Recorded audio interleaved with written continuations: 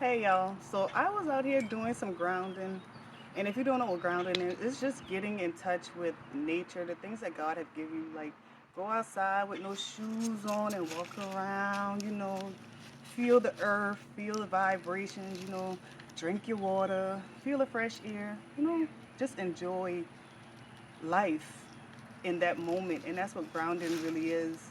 Um, but I said I was gonna come outside and do my homework, but I needed to come and tell y'all something first.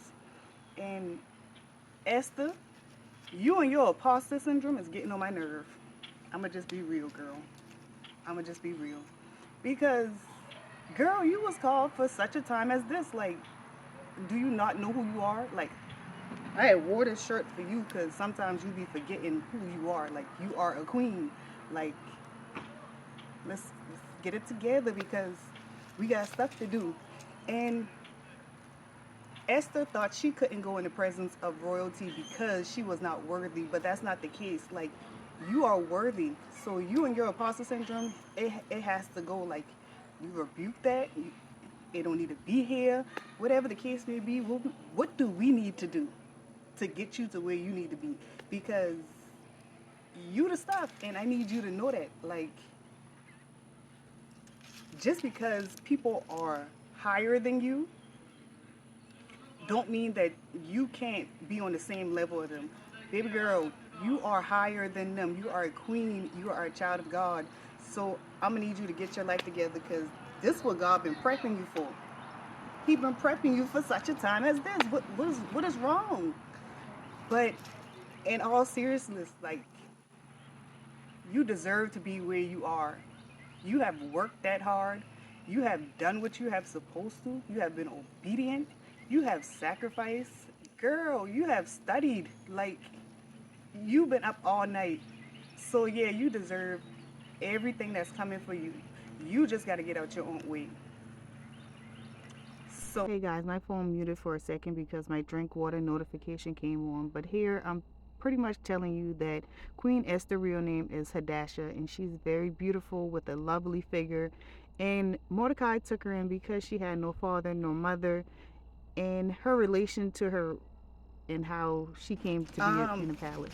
But she's Mordecai's niece, and Mordecai has been raising her because she does not have her parents. So after Queen Vashti uh, had to go because Esther needed to be there. That's how you know you are called to do what you're supposed to because other people had to move out your way for you to get there. That's God.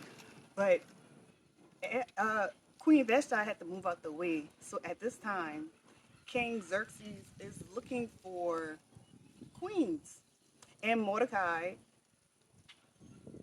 suggested her. So she's getting ready and she's getting preparation because they have to do all these things to go before the king and this, that, and the third, da da da da da da da da da.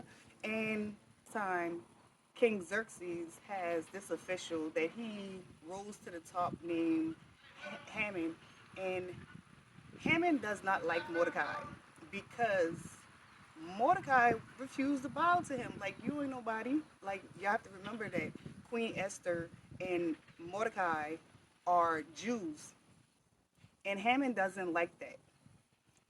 Mordecai does not bow to him whenever he's supposed to because the king made a ruling that everybody must bow to Haman when he comes through. Oh, we have to go back because you might not know why it's okay for Mordecai not to bow to Haman. And it's because two of the king's officials were planning to assassinate the king, and Mordecai overheard it, and he went back and told the king that, hey, your two officials about to assassinate you, or plan to. So the king does some research and, and go find out that it was true. So he praised Mordecai. During this time, Esther has found favor with the king. And with finding favor with the king will give you whatever you want, up to half the kingdom if you want it, as he says in the Bible. Um, but so because he is planning to annihilate all of the Jews, Mordecai decides to tell. Well, Mordecai just he hears this because King Xerxes, I think, was in charge of 127 provinces. So that's like different areas. So he the king. He's really, really the king. He has control over a whole lot of people and a whole lot of decisions. So when Mordecai hears this, he's like, "Oh Lord, like what are we gonna do? Like this is a decree from the king." He tears his clothes and he puts on his sackcloth. And back then, if you ever see somebody in sackcloth, that means that they are mourning, like they are distressed, like they're out of it. And Esther sees this, so she sends her official to ask what is wrong with Mordecai. And her official came back and tell him, like, yeah, like Haman is planning to annihilate all the Jews, and Mordecai wants you to go to the king to do something about it. And Esther, not knowing her worth at the time, but she's gonna get it together because I'm gonna tell you how. Um, she says, I can't go before the king because anybody that goes before the king, like he only has one rule, and that's to kill anybody that comes in his presence without his permission. And Mordecai was like, girl, what do you think you here for? Like, you here at the right time, at the right place. Like, get it together, because if you don't, God will find somebody else to do it. Like, he is a respecter of none. Like, if you don't do it, somebody else will. But you've been called to do it, so why not? Like, you just have to get out your own way. You're right. So what you do is go back and tell all the Jews, go ahead and fast for 3 days. Don't drink no water, don't drink no food. And then I'll fast, and I'll tell all my servants to fast. And after the 3 days, I'm going to go to him. And if I get dealt with, I get dealt with. But she's like, if I perish, I perish. So on the third day, that's how you get it. That's how you get your breakthrough. You fast, you repent, you pray, like you go to God. That is how you get over your imposter syndrome. God called you, and you're not calling God a liar. So that means you're supposed to be where you are. So get it together. So on the third day, she's like, whew, okay, go before the king, and in order for the king not to kill you or have you impaled or whatever, he would extend his golden scepter. And he did that. Like I say, she has found favor with the king. So pretty much the king is in love with Esther. Whatever Esther wants, Esther can have. The king is like, what do you want? And she was like, let's just have a banquet. I just want to have a banquet for you and Haman. And I want y'all to come tomorrow. And during this time, Haman is talking to his friends, like, I'm going to set up this pole that's going to be like, what is it, 50 or 75 feet high, whatever the case may be. I don't know the right number, but go read Esther and you can find how tall it was. But we gonna hang Mordecai right after I leave this banquet, because Esther done set up this banquet for me and only for the king and only me. So he's feeling himself right now, but he don't know that we got something for him. The king is like, what do you really want, Esther? And she's like, well, there's a decree going around saying that the king has given permission to annihilate all the Jews. And maybe you ain't know, but I'm a Jew, and I'm proud to be a Jew. So what we about to do? The king was like, well, who did that? Because I ain't ordered that. Like, where he at? Because whoever ordered this, we gonna kill him. Haman is like, and Esther, and Haman knows that it's him, and Esther's like, Haman is the one that did it.